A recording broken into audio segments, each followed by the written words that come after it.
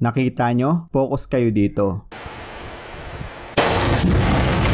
Ano sa tingin nyo yan? Kidlat? Actually, isa yung dynamite cord. Pag tumingin ka dito, makikita mo yung usok.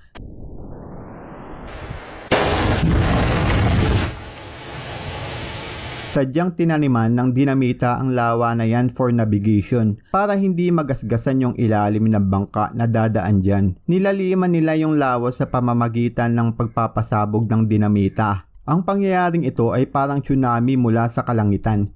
Tinatawag ito ng mga eksperto bilang downburst. Ito yung isang bulto ng ulan na bigla na lang babagsak sa isang lugar.